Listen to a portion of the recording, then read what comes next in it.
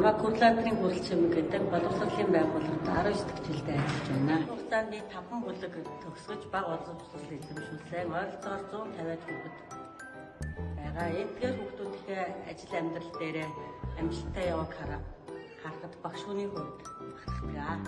За энэ ажил хугацаанд хүүхэд нэг бүрийг хөгжүүлэхийн тулд ойлгон унших чадвар, тооцоолон бодох чадвар, зөв алдаагүй цэвэр сайхан бичих чадварыг хөгжүүлэхийн зэрэгцээгээр хүүхэд нэг бүрээ бусдыг хайрладаг, хүндэлдэг, инэрдэг зөв хүүхэд болгон төлөвшүүлэхийг зарим ажиллаж байна.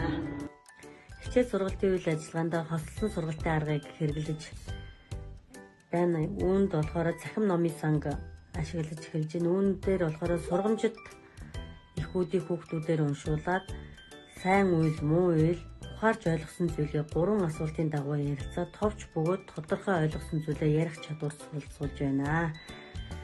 Идүүдэн хичээл болохоор математикийн хичээлийн мэдлэг чадварыг баттгах зорилгоор идүүдэн хичээл дээрээ захимаар эцэг их болон багш нар зайнаас хамтран ажиллаж мэдлэг чадвараа баттгаж байна. Хүүхдүүдийг алдаагүй зөв бичүүлэх зорилгоор дүрмтэй өгнүүдийг нь тайлбартай цээжүүчийн аргыг ашиглаж байна. Үүний үр дүнд хүүхдүүдийн цээжээр бичих чадварт ахиц гарсан. Жиж өгж өгсөн байгаа. 2 дугаар удирдлагад бол эрдэм номын холбогдолтой зүйр өгөхийн хамгийн олон цээжлэх вэ гэдэг үйл ажиллагаа зохион байгуулж байна. Хүүхэд бүхэн инээж өөрийн хүссэн үедээ багшийн заасан мэдлэгийг өөрийн болгож авдаг гэдгийг энэ 7 хоногийн сургалтыг дэмжих үйл ажиллагаанаас гарan дүгнсэн байгаа.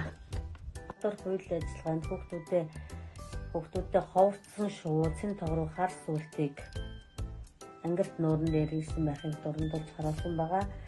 За мөн хөдөлгөөн эрүүл мэнд 2025 тас насны баярт хүүхдүүдэд эцэгтэйгээ хамтран бас оролцуулсан.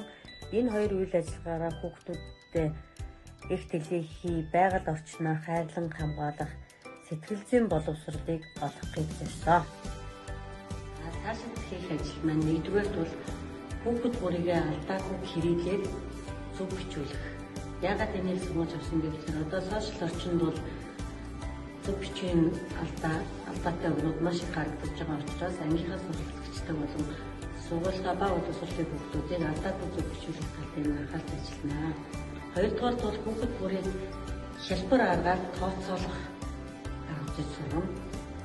За гуравдугаарт нь хүүхдүүд маань уншиж байгаа зүйлээ ойлгон ухаарч түүнийг өөрсдийнхөө амьдрал ахуйд хэрэглэдэг хэрэглээ болох талаас нь ойлгуулан бүтээлч унших арга зүй суралцуулна. За дөрөвдүгээрт нь болохоор хүүхэд маань зөв хүүхэд байгаасаа зөв хүүхэд болгон төлөвшүүлэх үйл ажиллагааг зохион байгуулна гэж